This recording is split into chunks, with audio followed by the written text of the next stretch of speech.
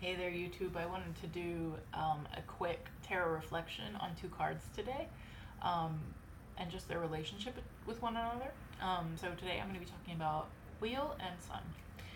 Don't have examples, but just imagine. Because I'm not one of those people who's going to put cool animated cards over my hands. It's not going to happen. But we're talking about Wheel and Sun, and numerologically, these two cards are related because you take 19, Sun, you add 1 and 9, you get 10, the Wheel.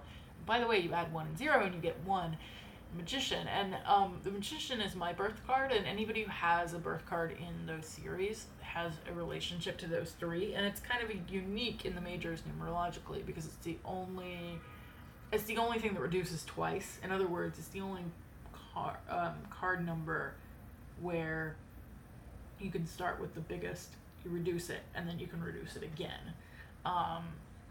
Because there's not any other, I don't know how to explain it, but there's not anything that adds up in that way. Every other one in the majors is a pair.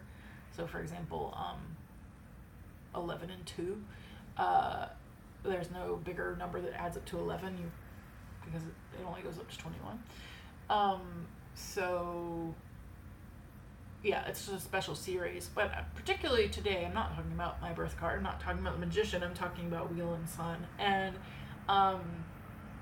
how Wheel kind of draws from the Sun and vice versa. So for me, if you take the Wheel is really all about centering in a way. So the Wheel, on its face, the Wheel is talking about the cycles and the ups and downs of life and external things and how they just always happen. But the medicine of the Wheel is all about how do you come to the center in that constant cycle? How do you acknowledge the cycles and not feel like you're just being thrown around like you're in a washing machine with them, and instead find your center and have something to hold to as things cycle around you. And so for me, centering in that way is really about finding your core truths of yourself. It's like stripping it down to the heart of who are you, what are your values, what keeps you in the center. And so for me, that medicine of the Wheel is fed by the Sun, because Sun is all about truth, illumination, awareness. It can be about self-knowledge. It can be about knowledge of what's around you, but it's just all about things becoming bright.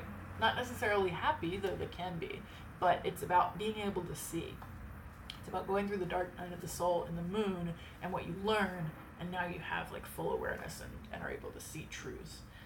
And so it makes sense to me that energy feeds the Wheel, or you could say the Wheel draws from the Sun, in that if you're trying to find that center, it's helpful to be really self-aware. And if there's things that you're not seeing or that you don't understand, it's easier to get pulled out and spun around.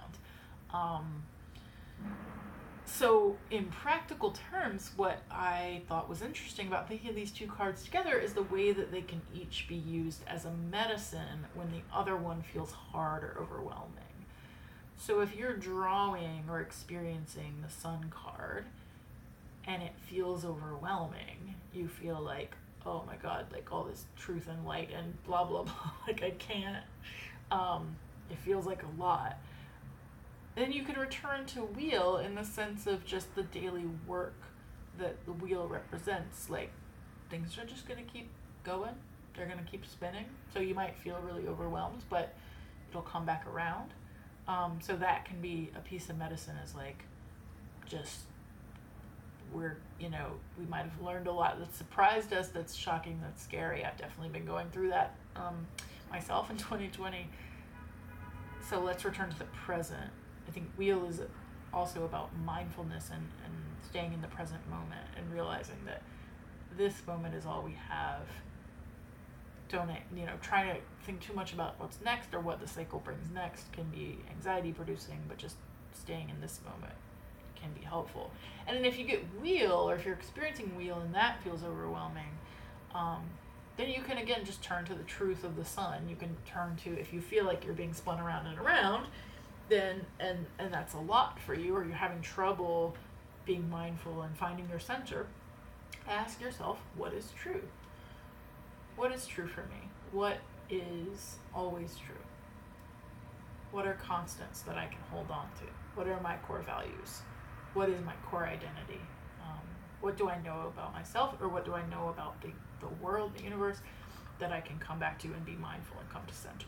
So it's just a little like interesting thing I noticed that I wanted to share, a little balance between these two cards. I might do some more like numerological pairings like this. If you're curious, let me know like which cards would you like to see, and also how do you think about wheel and sun, and have you thought about this, or do you have a different like take on the relationship between those?